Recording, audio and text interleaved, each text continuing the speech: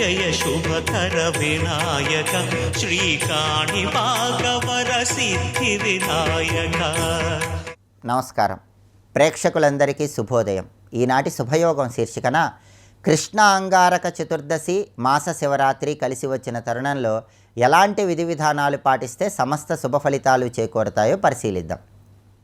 ప్రధానంగా ఏ నెలలోనైనా బహుళ పక్షంలో చతుర్దశి తిథి మంగళవారంతో కలిసి వస్తే దాన్ని కృష్ణ అంగారక చతుర్దశి అనే పేరుతో పిలుస్తారు. కృష్ణ అంగారక చతుర్దశి రోజు చేసేటటువంటి ఏ పుణ్యకార్యాలైనా మామూలు సమయం కంటే కొన్ని వేల రెట్లు విశేషమైన శుభ ఫలితాలను కలిగింపజేస్తాయి. ప్రధానంగా మాత్రం అపమృత్యు దోషాలు తొలగింపజేసుకోవటానికి, దీర్ఘాయుర్దాయాన్ని సిద్ధింపజేసుకోవటానికి కృష్ణ అంగారక చతుర్దశి సందర్భంగా యమతర్పణాన్ని ఇంటి యజమాని తప్పనిసరిగా ఇవ్వాలి.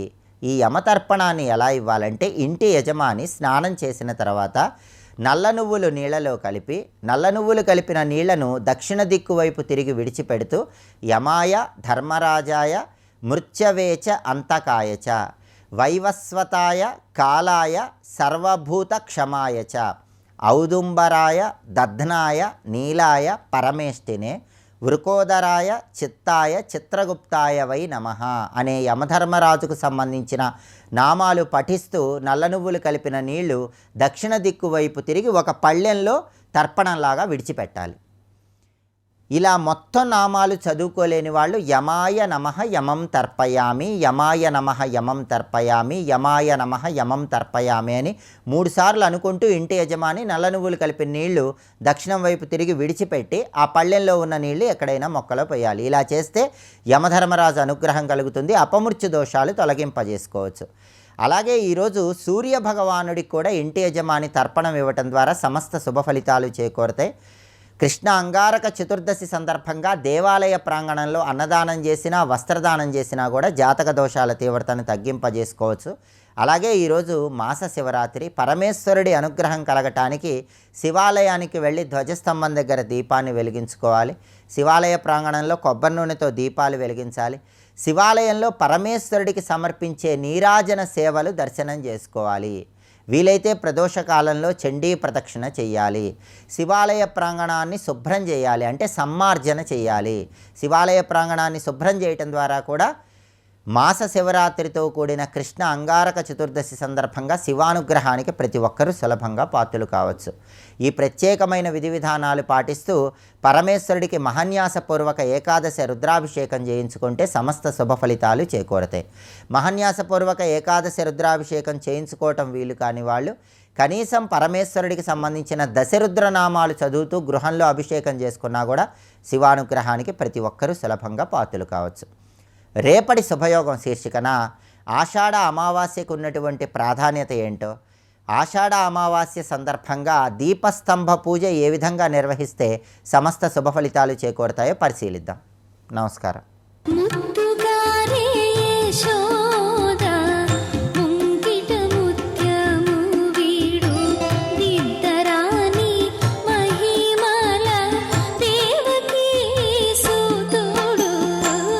ఆకాశవాణి జాగ్రత్తగా విన్నావా? ఏమని చెప్పింది? ఈమెకు పుట్టే 8వ సంతానం అన్నారు, కానీ ఈమె కాదు కదా. కానీ ఈమెను చంపడం ఎందుకు? 8వ సంతానాన్ని నువ్వు చంపాలి, అదే కదా నీకు. 8వ సంతానం దాకా ఎందుకయ్యా? 8వ సంతానం అంటే 8వ సంతానమా 8 సంతానాలా? 8 సంతానాలు కలిపి కొడతాయా? ఏదో మొత్తానికి ఈమె వల్ల నీకు ప్రమాదం లేదు కదా, కాబట్టి ఈమెను విడిచిపెట్టు. నేను నీకు మాట ఇస్తున్నాను, కలిగిన ప్రతి సంతానాన్ని నీ చేతికిచ్చేస్తా, ఈమెను మాత్రం బ్రతికించు. ఎందుకంటే ముందు దుర్మార్గుడి నుంచి ఈమెను కాపాడడం చాలా ప్రధానం. ఏషా తవ అనుజా బాలా కృపణా పుత్రికోపమా హంతుం నార్హసి కళ్యాణి ఇమాం త్వం దీనవత్సలహ. మళ్ళీ వాడు సంబోధన, నువ్వు దీనవత్సలుడివయ్యా. అందుకు వాడిని అలా సంబోధించి చూడు పాప అసలు కత్తి అలా తీయవచ్చిందయా. వావి చెల్లెలు కాని కూతురు వంటి దుత్తమురాలు సంభావనీయ చరిత్ర సుశ్రీ విలాసిని దీన కంపిత చిత్త భీరువు. చూసావా? వావి చెల్లెలు కానీ కూతురు వంటిది, ఉత్తమురాలు, సంభావనీయ చరిత్ర, బాల, నూత్న వివాహ, సుశ్రీ విలాసిని, దీన కంపిత చిత్త, నీకిద మృక్యదన్ కవవే కరుణామయాత్మక కంస మానవ వల్లభ. స్తోత్రం చేసాడు తప్పదే, వాళ్ళని అలా స్తోత్రించాల్సిందే అని చెప్పి, దీనివల్ల నీకు ఇహము పరము రెండు దెబ్బతింటాయా స్త్రీ హత్యా పాతకం. నేను చెప్పిన చక్కటి ప్రణాళిక బాగుంది కదా అంటే ఇది సముచితంగా అనిపించింది ఆ మహాత్ముడికి. వెంటనే ఆ పని విరమించుకుని విడిచిపెట్టేశాడు. విడిచిపెట్టిన తర్వాత ఆశ్చర్యకరంగా కొన్నాళ్లకి ప్రథమ సంతానం కలిగింది. కలిగిన వెంటనే ముందు వెనక ఆలోచించకుండా వసుదేవుడు ఆ బిడ్డను తీసుకొచ్చి అప్పగించేశాడు. అది గొప్పతనం. సత్యనిష్ట అంటే అంత. కృష్ణుడు లాంటి వాడు పుట్టాడంటే ఆ పాత్ర ఎంత గొప్పది కావాలండి. కనుక ఉత్తమమైన భూమికి ఒకటి ఉండాలి. ఆ తల్లిదండ్రులు ఎంత గొప్పవారై ఉండాలో. ఆ రాజులొక్కరొక్కరు నారాయణమూర్తులు అంటూ రఘువంశరాజు గురించి విశ్వనాథ వారు కల్పవృక్షంలో చెప్తారు. అటువంటి వారింట రాముడు పుట్టాడు, ఇటువంటి వారింట కృష్ణుడు పుడతాడు. సత్యనిష్ట అంత గొప్పది వసుదేవుడి యొక్క సత్యనిష్ట. నహ్యస్యాస్తే భయం యద్వాగాహ శరీరిణి పుత్రా సమర్పయిష్యేస్య యతస్తే భయముత్తితం అని చెప్పిన మాట ప్రకారంగా తిరిగి ఇచ్చేశాడు. ఎప్పుడో ఆశ్చర్యపోయాడు ఎవరు? కంసుడు. కీర్తిమంతం ప్రథమజం కంసాయానకదుందుభి అర్పయామాస కృచ్ఛ్రేణ అనృతాత్ అతి విహ్వల. ఏమి మాటో భాగవతంలో. అసత్యమంటే భయపడిన వాడైన వసుదేవుడు అనృతాత్ అతి విహ్వల. ఏమి శబ్దం ఒక్కొక్కటి తీసుకొచ్చి అప్పగించాడు. అప్పుడు ఒక మాట అంటున్నాడు ఎవరు? సుఖయోగేంద్రుడు. కిందుస్సహన్ను సాధూనాం విదుషాం కిం అపేక్షితం కిమకార్యం కదర్యాణం దుస్తేజం కిం ధృతాత్మనాం. నాయన, సత్పురుషులు దేన్నైనా సాధిస్తారు, వాళ్ళు సాధించలేనిది ఏంటి చెప్పు. అలాగే జ్ఞానులకి ఇది కావాలని ఏది కోరుకోరు, వాళ్ళకి కోరుకోవలసింది ఉండదు, వీళ్ళకి చెయ్యరానిది ఉండదు. పాపాత్ముడు ఏ పాపమైనా చేసేస్తాడు. సత్యమతి ఎలాంటి ఉత్తమ కార్యమైనా చేస్తాడు తెలుసుకో. వాడు ఏ ఉత్తమ కార్యం చేయడానికన్నా వెనుకాడడు. అది గొప్పతనం. మానవేంద్ర సత్యమతికి దుష్కరమయ్యది ఎరుగ నేర్చువారికి ఇష్టమయ్యది ఈశభక్తి రతునకు ఈరానిదియ్యది ఎరుక లేని వానికి ఏది కీడు. అలా తెచ్చి అప్పగించగానే దృష్ట్వా సమత్వం తచ్చౌరేహే. ఆ సూరసేన్ని పుత్రుడైనటువంటి వసుదేవుడి యొక్క సమత్వాన్ని చూసినటువంటి కంసుడు. సమత్వం అంటే సుఖదుఖాలయందు ఏకభక్తి ద్వంద్వాతీతమైన బుద్ధి కలిగినటువంటి వసుదేవుని యొక్క నిష్ఠను చూసి సత్యే చైవ వ్యవస్థితం. క్యారెక్టర్ ఎంత గొప్పదో తెలుసుకోవాలండి. శీలం యొక్క గొప్పతనం. సత్యే చైవ వ్యవస్థితం. సత్యమునందు వ్యవస్థితులై ఉన్న సమత్వం కలిగిన మహానుభావుడు గొప్పతనం చూసి కంసుడు ఒక్కసారి నవ్వన్నట్ట.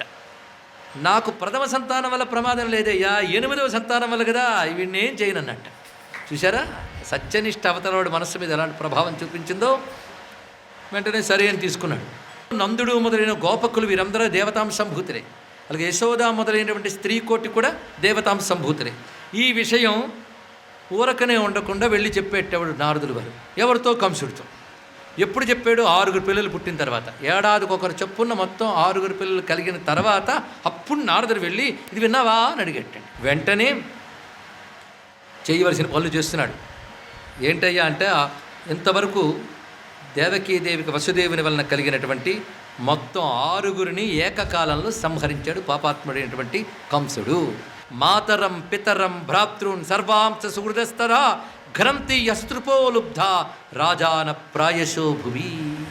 భాగవతంలో ఇలాంటి వాక్యాలు కానీ బయటకు తీస్తే లోకరీతి కనబడుతుంది. అందుకే దుర్మార్గుడు చేసింది ఏమిటి అంటే వీళ్ళందరినీ సంహరించడమే కాకుండా వీటిని అడ్డుకుంటున్నందుకు దేవతాంశంభూతులని తెలిసింది కనుక ఉగ్రసేనిని కూడా ఆయన చెరసాల్లో బంధించాడు. అతన్ని నిగ్రహించి అంటే బందికానంలో పెట్టి ఇతడు పాలన చేయడం మొదలుపెట్టాడు కంసుడు. ఇది ఇప్పుడున్నటువంటి పరిస్థితి. అంటే ఇప్పుడు దేవకీ వసుదేవుల సంతానాన్ని సంహరించడమే కాకుండా వారిద్దరిని చెరసాల్లో బంధించి ఆ సమయంలో ఉగ్రసేనుని కూడా బంధించి మొత్తం అందరినీ తన అధీనంలో పెట్టుకున్నాడు. కంసుడి ధాటికి భయపడి చెట్టుకి పుట్టుకి చెదిరిపోయి భిన్న భిన్న ప్రాంతాల్లో తలదాచుకుంటున్నారు. వసుదేవుడికి దేవకీదేవి ప్రధానమైన పత్ని అయినా మరికొందరు రాణులు ఉన్నారు ఆయనకి. ఆ రాణులు కూడా తలదాచుకుంటున్నారు ఆ సమయంలో. ఆ సమయానికి అమ్మ దేవకీదేవి 7వ గర్భంతో ఉందండి బంధించే సమయానికి. అంటే ఆ తర్వాత 8వ గర్భం. చెరసాల్లో ఉన్నది అంతకాలమే. అందుకే ఆ సమయంలోనే రోహిణి అక్కడికి వెళ్ళి ఆమె తలదాచుకున్నది ఆ సమయంలో ప్రమాదం రాకుండా. ఇక అసురాంశలు ఎవరెవరు అనేది ఇక్కడ వివరిస్తున్నారు. ప్రలంబ, బక, చాణూర, తృణావర్త, ముష్టిక, అరిష్ట, ద్వివిధ, పూతన, కేసి, ధేనుక, అన్యైశ్చ అసురభూపాలై, వాళ్ళెవరంటే బాణాసుర, భౌమాసుర అంటే నరకాసురుడు, అదేవిధంగా మాగధ అనగా జరాసంధుడు మొదలైనటువంటి వారు, వీరందరూ అసురాంశాలతో ఉన్నటువంటి వారు. వీరి పీడలు తట్టుకోలేక కురు, పాంచాల, కేకయ, శాల్వ, విదర్భ, నిషధ, విదేహ, కోసల ప్రాంతాలకు వలసపోయారు వాళ్ళందరూ. కొందరు జ్ఞాతులు మాత్రం కంసునికి అనుకూలంగా ఉంటూ తమను తాను రక్షించుకుంటూ అక్కడున్నారు.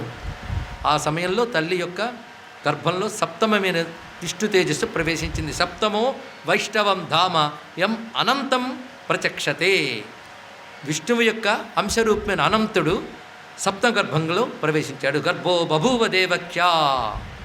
అప్పుడు అమ్మకి హర్షశోక వివర్ధన. దేవకీదేవికి హర్షము కలిగింది, శోకము కలిగింది. హర్షం ఏమిటయ్యా అంటే గర్భవతి అయిందని, శోకం ఏంటంటే మిగులుతాడో లేదో అని. ఈ సమయంలో అక్కడ వైకుంఠంలో నారాయణుడు ప్రణాళిక రచన మళ్ళీ మొదలుపెట్టాడు. అప్పుడు తనదైన విష్ణుమాయని తన సోదరుడు ఒక్కసారి స్మరించాడు. ఆ తల్లి ఆయన ముందు నిలబడింది. అప్పుడు ఆమెతో చెప్తున్నాడు, గచ్చదేవి వ్రజం భద్రే గోపగోభిరలంకృతం. అమ్మా, నువ్విప్పుడు వ్రజమునకు, గోపాలకుల పల్లెకు, వ్రేపల్లెకు వెళ్ళాలమ్మా. అక్కడ వసుదేవుని యొక్క భార్య రోహిణి ఉన్నది. రోహిణి వసుదేవస్య భార్యాస్తే నందగోకులే. వసుదేవుని భార్య అయిన రోహిణీదేవి ఉన్నది. ఇంకా అనేక మంది ఆయన యొక్క భార్యలు కంసుని చేత, భయం చేత విభిన్న స్థలాల్లో తలదాచుకుంటున్నారు. అక్కడున్న ఆమె గురించి ఇప్పుడు చెప్తున్నాను. ఆ రోహిణి గర్భంలో నువ్వు ఇప్పుడు ఒక వింతను చేయాలి. అదేమిటంటే దేవక్యా జఠరే గర్భం శేషాక్షం ధామ మామకం. నా తేజస్సు అయినటువంటి ఆదిశేష స్వరూపమైనటువంటి ఏ మహారూపం ఉందో అది ఇప్పుడు దేవకీదేవి జఠరంలో ఉంది. దానిని తత్సన్నికృష్య, దాన్ని చక్కగా లాగి, సన్నికృష్య, లాగడం అంటే దెబ్బ తగలకుండా సంపూర్ణముగా తీసి, రోహిణ్యా ఉదరే సన్నివేశయ, సన్నికృష్య సన్నివేశయ. కవితారిష్టిలో ఎంత అద్భుతం చూపిస్తున్నాడు. చక్కగా తీసి చక్కగా పెట్టు, మళ్ళీ అక్కడ చెదరకుండా. అది నువ్వు చేయవలసినటువంటి పని. సర్వం శ్రీకృష్ణ చరణారవిందార్పణమస్తు. స్వస్తి.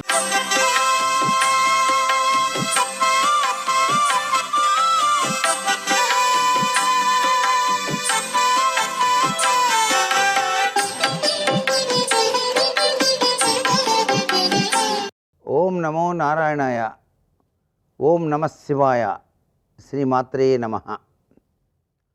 ఈరోజు మాస శివరాత్రి. మాసంలో వచ్చేటువంటి శివరాత్రి పండుగలా జరుపుకోవాలి. ఇది అంటే ఏమిటి? ఉపవాసం అనేది తప్పనిసరిగా ఆచరించాలి. మనం మహాశివరాత్రి నాడు ఉదయం నుంచి తెల్లవారుజాము వరకు కూడా ఉపవాసమే ఉంటాం. 12 గంటలు దాటేంత వరకు కూడాను. ఇక్కడ మాస శివరాత్రికి మాత్రం ఉదయం నుంచి సాయంత్రం వరకు ఉపవాసం ఉండాలి. ఇలా ఉపవాసం ఉండగానే సరిపోదు. ఈ రోజున మనసు నిండా పరమేశ్వరుని తలుచుకుంటూ ఉండాలి. అంతేకాకుండా అఖండానంద తత్వాన్ని మనం ఆ శివనామంలో ఆస్వాదించాలి. అఖండానంద తత్వాన్ని ఇస్తాడు కదా పరమేశ్వరుడు.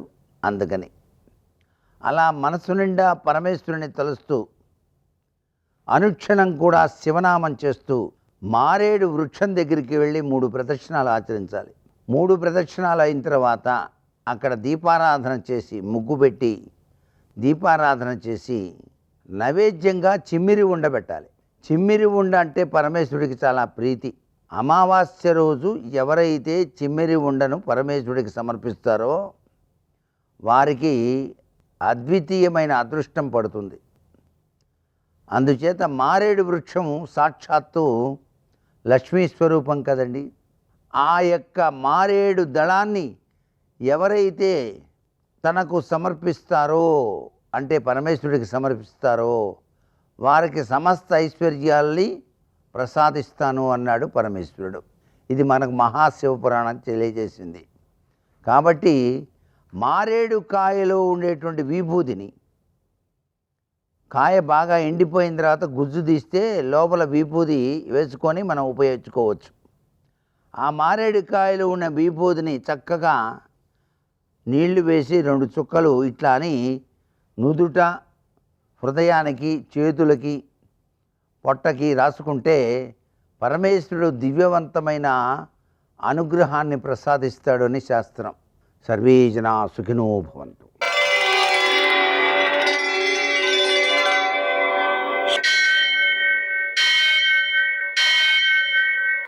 वत्सशीरुषं देवं विश्वाक्षं विश्वशम्भुवं विश्वं नारायणं देवमक्षरं परमं पदं विश्वतः परमां नित्यं विश्वं नारायणगुं हरिं विश्वमेवेदं पुरुषस्तद्विश्वमुपजीवति पतिं विश्वस्यात्मेश्वरगुं शाश्वतगुं शिवमच्युतं नारायणं महाज्ञेयं विश्वात्मानं परायणम् सूर्यशौर्यमथेन्दुरिन्द्रपदवी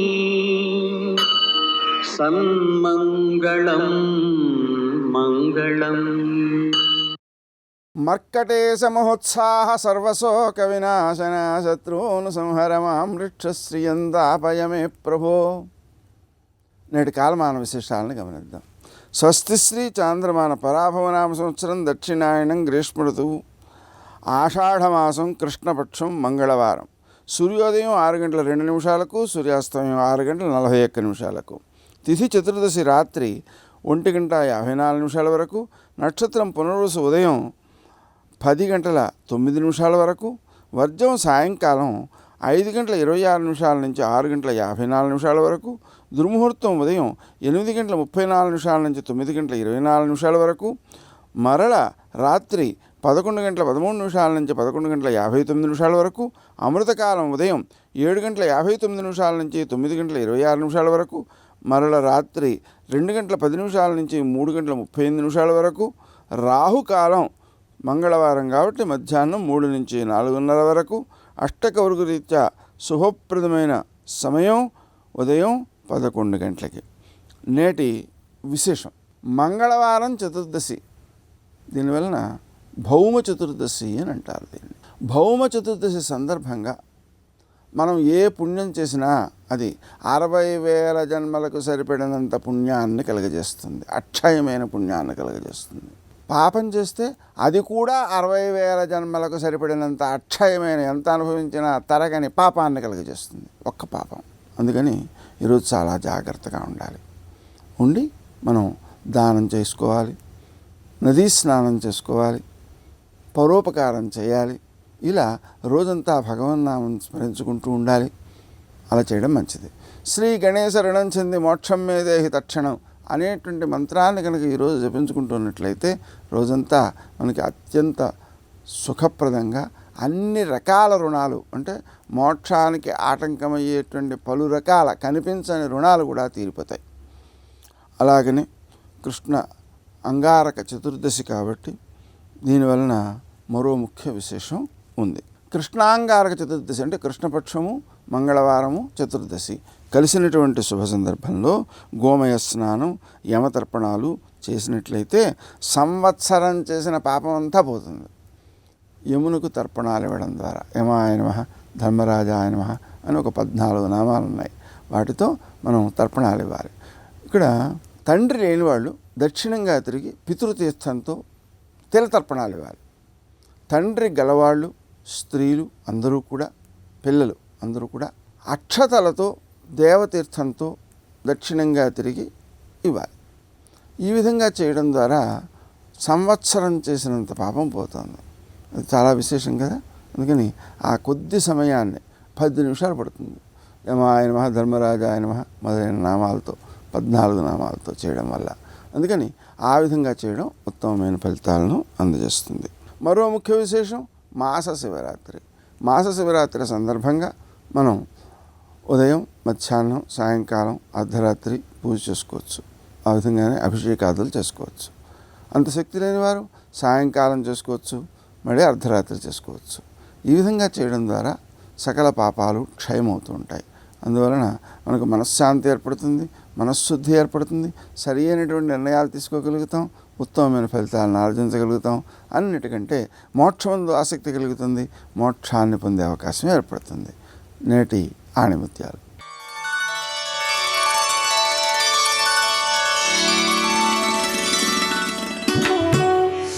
జ్ఞానం వలన మిత్రులు, అజ్ఞానం వలన శత్రువులు ఏర్పడతారు. రామదూత హనుమాన్ శ్రీరామదూత హనుమాన్ శ్రీరామదూత హనుమాన్ శ్రీరామదూత హనుమాన్. దైవానుగ్రహం ఉన్నవాడు శోకమునందు కూరుకుపోతున్నప్పుడు మళ్ళీ ఉపశాంతి కలుగుతుంది, ఆలోచన మారుతుంది. అథమా చారు సర్వాంగీ రక్షితస్యానిలేచన నన్న శిష్యటి కళ్యాణి అగ్నిరగ్నౌ ప్రవర్తతే. అగ్నిని కాల్చగలిగిన అగ్ని నా తల్లి. ఆ తల్లి ప్రార్థన చేసి ఉంటుంది, అందుకే కదా నా తోకకి పెట్టబడినటువంటి అగ్నిహోత్రం కూడా చల్లబడింది. అగ్నిహోత్రాన్నే చల్లబరచగలిగినటువంటి తల్లి, అగ్నిని కాల్చగలిగిన అగ్ని ఆవిడ పాతివ్రత్యం. అటువంటి తల్లిని లౌకికమైన అగ్ని కాలుస్తుందా? నా తల్లికి ఏమై ఉండదనుకున్నారు. వెంటనే దేవతలకు శుభవార్తలు చెప్పేటటువంటి చారణలనేటటువంటి గాయకులు ఆకాశంలో వెళ్ళిపోతూ చెప్పుకుంటున్నారు. ఏమి ఆశ్చర్యం! మహావానరుడైనటువంటి హనుమ లంకాపట్టణానికి వచ్చి అగ్ని సంస్కారం చేశారు. లంకంతా కాలిపోయింది, బురుజులు పడిపోయాయి, కోటలు కాలిపోయాయి, మేడలు కాలిపోయాయి, ఇన్ని కోట్ల మంది మరణించారు. విచిత్రం, ఒక్క శిశుపా వృక్షం కానీ సీతమ్మకి కానీ ఆపద కలగలేదు, అగ్ని చెలకలేదు సీతమ్మని. సీతమ్మ అలాగే ఉంది అని చెప్పుకున్నారు, మహాసంతోషాన్ని పొందారు. ఒక్కసారి ఒక్క దూకిక్కడి నుంచి దూకారు, అశోకవనంలోకి వెళ్ళి సీతమ్మ ముందు నిలబడ్డారు. అమ్మా నువ్వు క్షేమం కదా తల్లి, నిన్ను ఇలా చూశాను, మహాసంతోషం అమ్మా, నాకు అనుమతి ఇప్పించు, బయలుదేరుతానన్నారు. నాయనా రాక వచ్చావురా నాయనా, రామకథ చెప్పావురా, రామనామం చెప్పావురా, అప్పుడే వెళ్ళిపోతానంటావు, ఇంకొక్క రోజైనా ఉండి ఎక్కడో పొదలో ఉండి మళ్ళీ రామకథ రామనామం చెప్పరా తండ్రి. ఏంది ఆవిడ? కాదమ్మా బయలుదేరాలి, రామకార్యం నిర్వర్తించాలి, కాబట్టి బయలుదేరుతానమ్మా, నాకు అనుజ్ఞ ఇమ్మన్నారు. అమ్మకి నమస్కారం చేశారు, అమ్మ యొక్క ఆశీర్వచనాన్ని పొందారు. మళ్ళీ బయలుదేరి తుంగపద్మకజుష్టాభిర్నీలాభిర్వరరాజిభి సోత్తరీయమివాంబోధై శృంగాంతర విలంబిభి అంటారు మహర్షి. ఇంటికి ఎవరైనా పెద్దలు వచ్చారనుకోండి, ఉత్తరీయం వేసుకుని స్వాగతం చెప్పాలి. అలాగే మనం ఎవరైనా పెద్దలు ఇంటికి వెడుతున్నాం అనుకోండి, భుజం మీద ఉత్తరీయంతో వెళ్ళాలి, ఉత్తరీయం లేకుండా వెళ్ళకూడదు. స్వామి అరిష్టమనేటటువంటి పర్వతం ఎక్కి మళ్ళీ ఉత్తర దిక్కుకు వెడుతున్నారు. ఆ ఉత్తర దిక్కుకు వెళ్ళడానికి వెడితేట పర్వతం ఉత్తరీయం లేకుండా హనుమ లాంటి మహానుభావుడికి స్వాగతం చెప్పకూడదని మేఘమండలాన్ని ఉత్తరీయంగా వేసుకుందిట. అందుకని చెప్పి సోత్తరీయమివాంబోధై శృంగాంతర విలంబిభి. ఎంత సౌందర్యం, ఎంత ధర్మం, ఎక్కడెక్కడ అవకాశం ఉంటే అక్కడక్కడ అద్భుతాలు ఆవిష్కరిస్తారు మహర్షి. బయలుదేరారు. పిబందివ బభూచాపి శోర్మిమాలం మహార్ణవం పిపాసరి వచాకాశం దదృశీ సమహాకపి. ఆకాశాన్ని సముద్రాన్ని తాగేస్తున్నారా అన్నట్టుగా మళ్ళీ బయలుదేరారు, ఉత్తర దిక్కుకు వస్తున్నారు. కొన్ని కోట్ల మంది వానరులు. ఆవలి ఒడ్డున హనుమ దర్శనం అయిందంటారో అవలేదంటారో, అవలేదన్నారా, ఇంతమందికి శిరచ్ఛేదం సుగ్రీవుడి చేత. హనుమకి సీతమ్మ తల్లి దర్శనమైందా మన ప్రాణాలు దక్కుతాయి. అందరూ ఉత్కంఠతో, కొండలు కనబడితే కొండలు, గుట్టలు కనబడితే గుట్టలు, చెట్లు కనబడితే చెట్లు అన్నీ ఎక్కి ఎదురు చూస్తున్నారు. అక్కడి నుంచి చూశారు, అంత దూరంలో నలుసుల్లా కనపడుతున్నారు తన వాళ్ళు. ఒక్కసారి మహానాదం ఒకటి చేశారు, వినపడింది వానరులకి. అందరూ పరిగెత్తుకుంటూ పెద్దవాడు జాంబవంతుడి దగ్గరికి వచ్చారు. అంత పెద్ద మహానాదం చేశాడు మనవాడు, ఏమిటి దాని అర్థం? సీతమ్మ దర్శనం అయిందా అవలేదా అన్నారు. అంటే జాంబవంతుడు అన్నాడు, సర్వదా కృతకార్యోసా హనుమాన్నత్ర సంచయ నహ్యస్య కృతకార్యస్య నాదయేవం విదో భవేత్. హనుమని నమ్మి ఒక పని చెప్తే జరగకపోవడమా? ఆయనని నమ్మి అప్పచెప్పాం, అయిపోయింది పని, అందుకే మహానాదం చేశారు. సీతాదర్శనం అయిపోయిందన్నారు. ఒక్కసారి ఆకాశంలో అందరికీ కనపడ్డారు. దృష్ట్వా సీతేతి విక్రాంత సంక్షేపేణ నివేదయత్ నిశశాజత హస్తేన గృహీత్వా వలినస్సుఖం. సీతమ్మ చూడబడెను అని ఒక్క మాట అన్నారు. ఎందుకని? చూశాను అని ముందు అనలేదు. తర్వాత మాట ఈ ఘోషలో ఎలా వినపడుతుందో, సరిగా వినపడదో, అందుకని చూడబడెను సీతమ్మ అంతే. ఈ వానరులు సంతోషపడిపోయారు. తోకల్ని తీసుకెళ్లి కర్రల్లా నించోపెట్టారు, చేత్తో పట్టుకున్నారు. చెట్లు ఎక్కారు, కొండలు ఎక్కారు, గుట్టలు ఎక్కారు, కిందకి దూగారు, పైకి ఎక్కారు. హనుమ వచ్చే కిందకి దిగగానే సంతోషంతో వచ్చారు, ఆయన్ని ముట్టుకున్నారు, పాటలు పాడారు, ఆడారు, దూకారు, దుమికారు, అటెళ్ళారు, ఇటొచ్చారు, పర్వత గుహలోకి వెళ్ళారు, అంగదుడితో కలిసి కూర్చున్నారు. జాంబవంతాదులందరూ కూడా చుట్టూ కూర్చున్నారు. అక్కడికి వెళ్ళిన తరువాత ఏం జరిగిందో సముద్ర లంఘనం దగ్గర నుంచి పూసగుచ్చినట్టుగా ఒక్క విషయాన్ని విస్మరించకుండా సర్వ విషయాలు మనవి చేశారు. సర్వం శ్రీ ఉమామహేశ్వర పరబ్రహ్మార్పణమస్తు. స్వస్తి.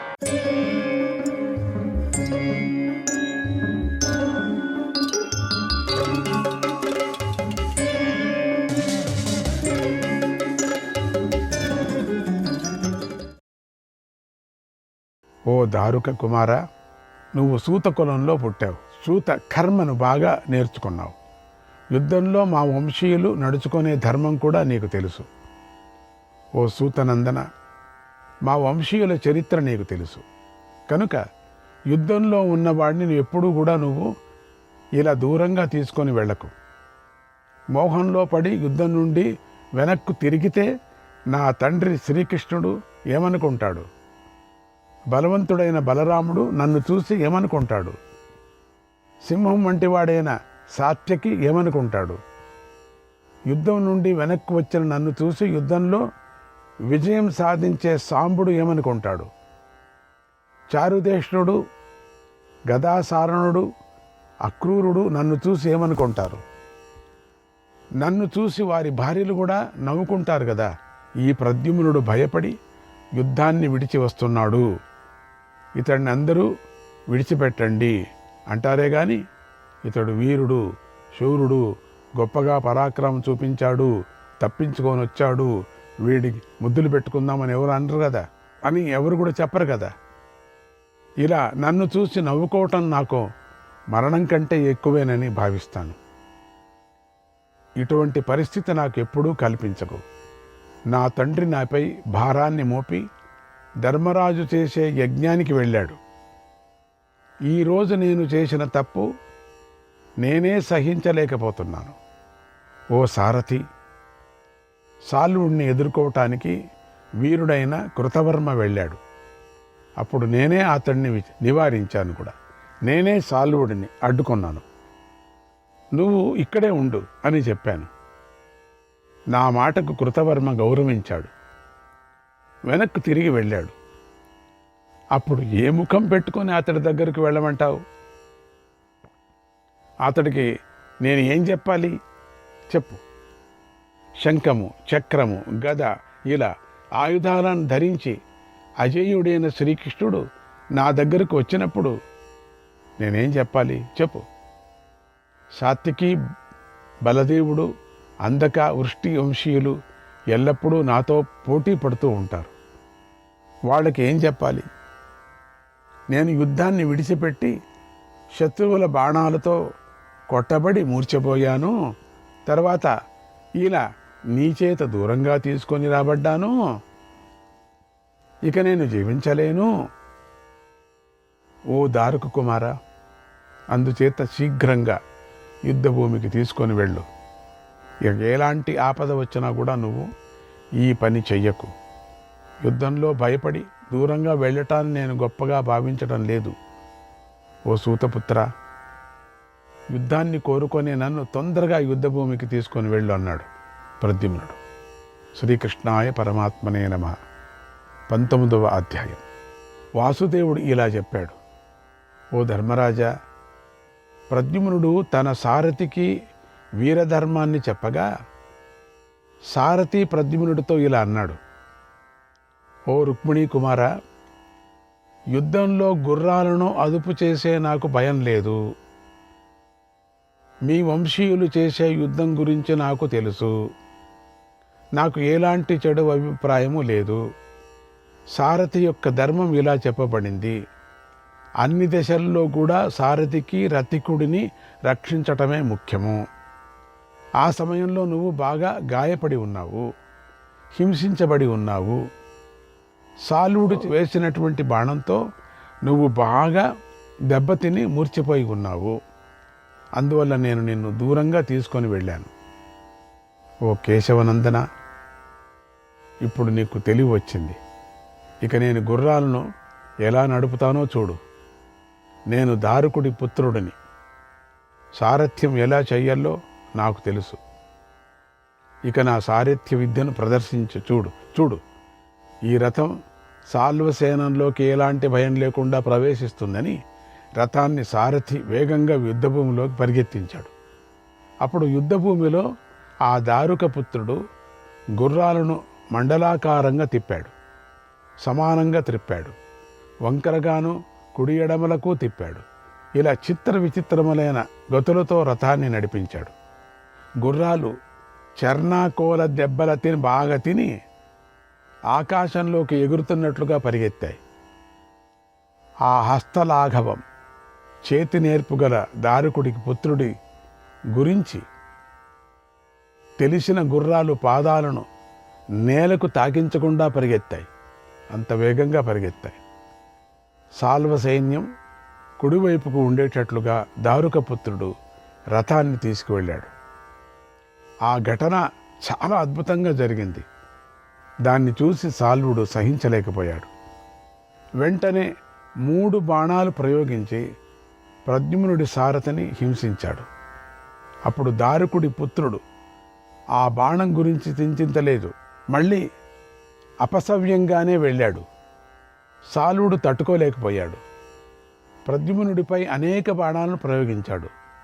ప్రద్యుమ్నుడు చిరునవ్వు నవ్వి చేతి నేర్పును ప్రదర్శిస్తూ ఆ బాణాలు తనపై పడే లోపలే తీక్ష్ణమైన బాణాలను, పదునైన బాణాలను కూడా ప్రయోగించి వాటిని ముక్కలు ముక్కలు చేసేశాడు. అలా తన బాణాలు ముక్కలైపోవటం చూసి సాల్వుడు విపరీతంగా కోపించి ఆసురీ మాయను ఆశ్రయించాడు. అంటే రాక్షస మాయను.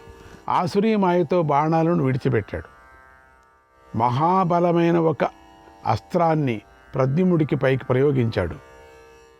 ప్రద్యుమ్నుడు బ్రహ్మాస్త్రంతో దానిని మధ్యలోనే ఛేదించాడు. వెంటనే సాల్వుడిపై బాణవర్షాన్ని కురిపించాడు. ప్రద్యుమ్నుడు ప్రయోగించిన ఆ బాణాలు అమోఘమైనవి, శత్రువుల రక్తాన్ని తాగుతాయి.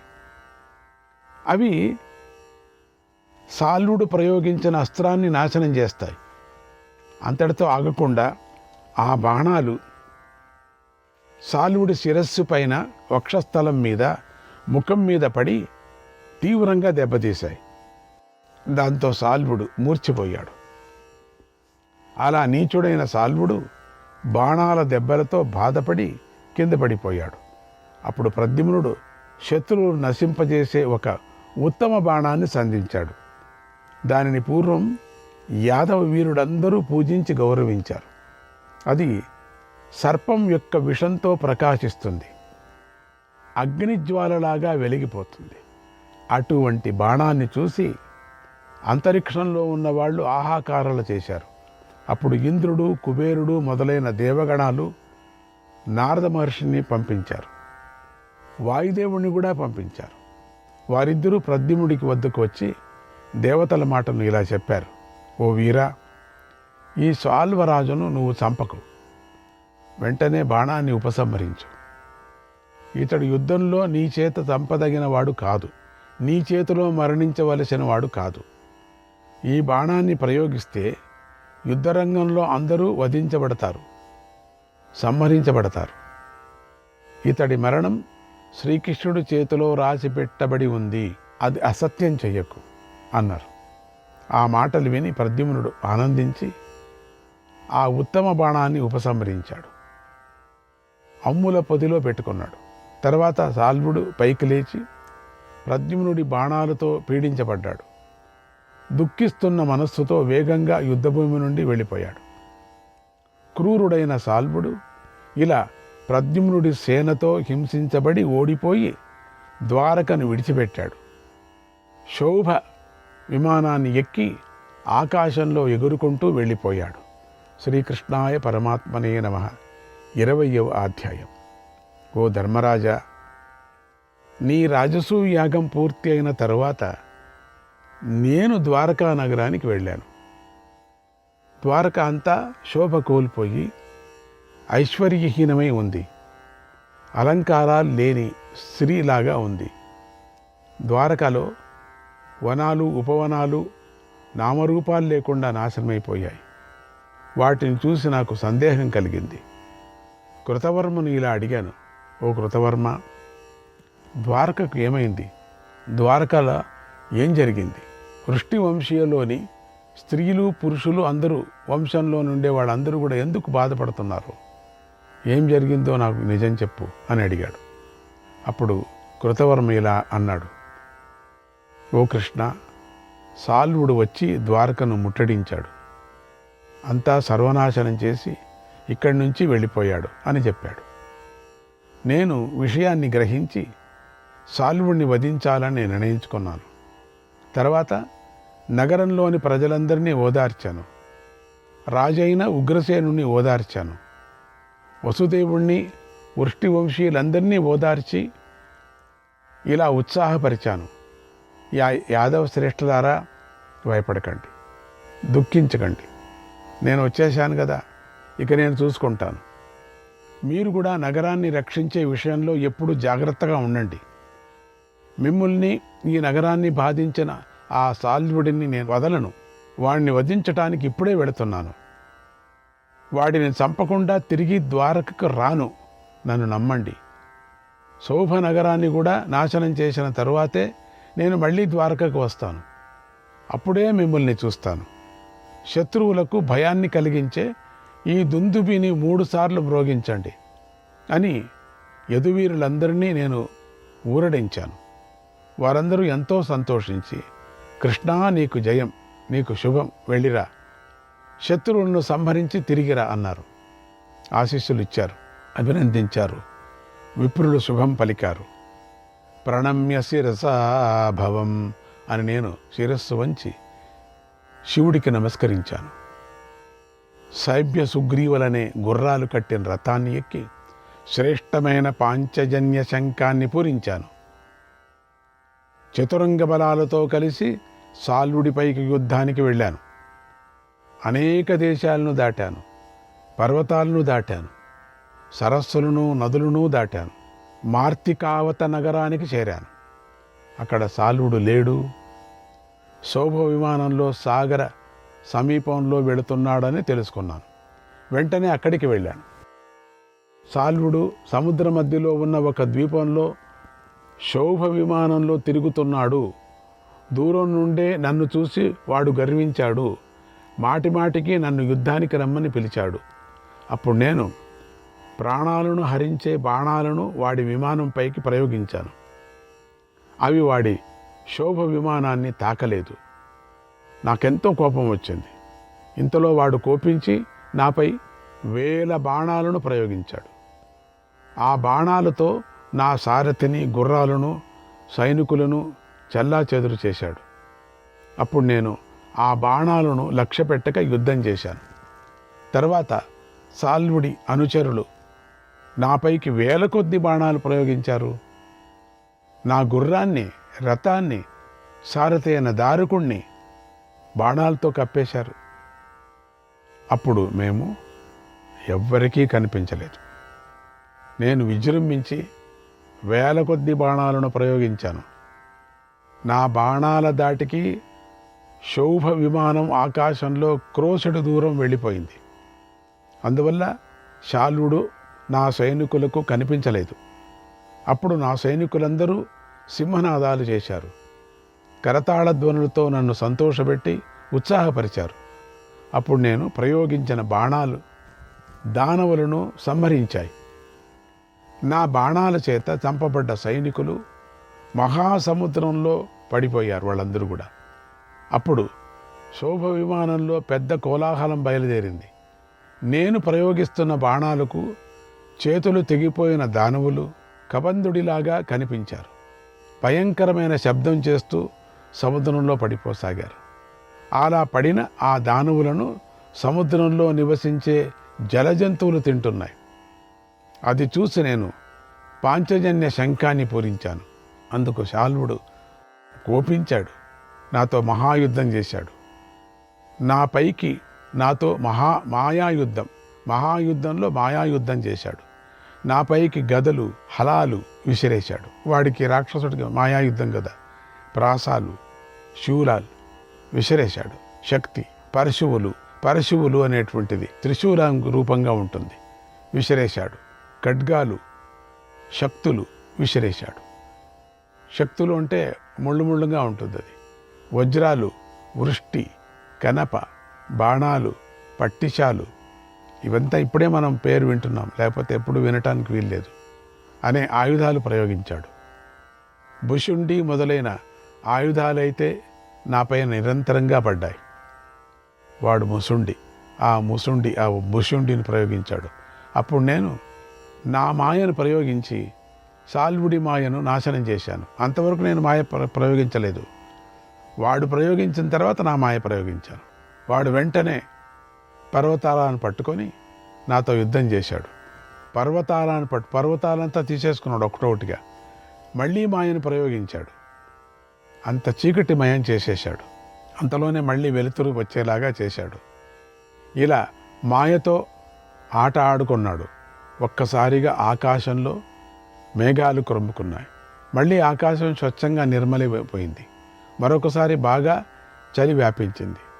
అందరికీ బాగా చలేసింది. అంతలోనే బాగా వేడి వ్యాపించింది. అందరము వేడిని తట్టుకోలేకపోయాం. అంతలో నిప్పులు వాన కురిసింది. దాంతో ధూళి కూడా వీచింది. వీటితో పాటు విచిత్రమైన ఆయుధాలు వర్షాలు కురిశాయి. మా సైన్యం మీద పడ్డాయి. ఇలా సాల్వుడు అవకాశం ఇవ్వకుండా మాయను ప్రయోగించి తీవ్రంగా యుద్ధం చేశాడు. అయితే నేను వాడికన్నా, మీకు అందరికీ తెలుసు కదా, మహామాయగాడిని కదా, నేను మాయను ప్రయోగించాను. వాడి మాయను ఛేదించాను. ఆ మాయ అంతా నాదే కదా. అది తెలియదు వాడికి పాపం. సమయానుకూలంగా యుద్ధం చేస్తూ నా బాణాలతో ఈ శాల్వుడి సైనికులందరినీ వధించాను. ఇంతలో ఆకాశమంతా 100 సూర్యులు ప్రకాశించినట్లుగా అయింది. వెంటనే 100 చంద్రులు, 10,000 తారకలు ప్రకాశించినట్టుగా అయిపోయింది. అప్పుడు రాత్రి ఏదో పగలేదో తెలియలేదు, దిక్కులేవో ఎటున్నాయో కూడా తెలియలేదు. అప్పుడు నేను ప్రజ్ఞాస్త్రం, ఆ అస్త్ర ప్రభావంతో వాడి మాయ అంతా ఎగిరిపోయింది. అప్పుడు ఆ శాల్వుడికి నాకు ఘోర యుద్ధం జరిగింది. శ్రీకృష్ణాయ పరమాత్మనే నమః. 21వ అధ్యాయం.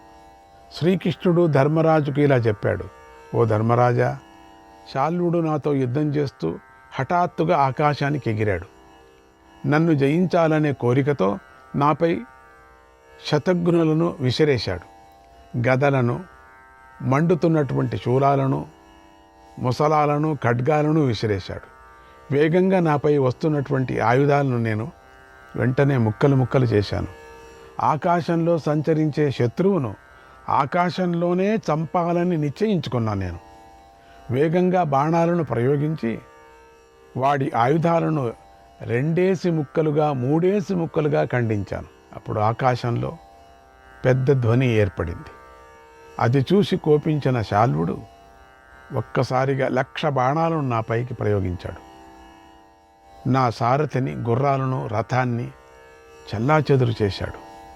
అప్పుడు దారుకుడు నాతో: ప్రభు, నేను శాల్వుడి బాణాలు గాయపడ్డాను.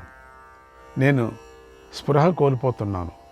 నాకు ఇక్కడే ఉండి రథం తోలాలి అనిపిస్తుంది, కానీ నేను తోలలేకపోతున్నాను. నేను ఇక్కడ ఉండలేకపోతున్నాను. నా శరీరం ఎంతో పీడించబడుతుంది ప్రభు అని జాలిగా చెప్పాడట. దయనీయమైనటువంటి స్థితిలో ఉన్నటువంటి ఆ దారుకుణ్ణి నేను చూశాను. దయనీయమైనటువంటి అతడు వక్షస్థలానికి, 2 చేతులకు, శిరస్సుకు చాలా బాణాలు తగిలాయి. పాపం, అతడి శరీరం అంతటా బాణాలు గుచ్చుకున్నాయి. బాణాల దెబ్బల వల్ల అతడు రక్తంలో తడిసిపోయాడు. అతడు కళ్ళాలను చేతిలో పట్టుకొని ఉన్నాడు. పాపం, మరణించటానికి సిద్ధంగా ఉన్నాడు. అప్పుడు నేను అతన్ని ఆ దుస్థితి నుంచి రక్షించాను, మరణించకుండా కాపాడాను.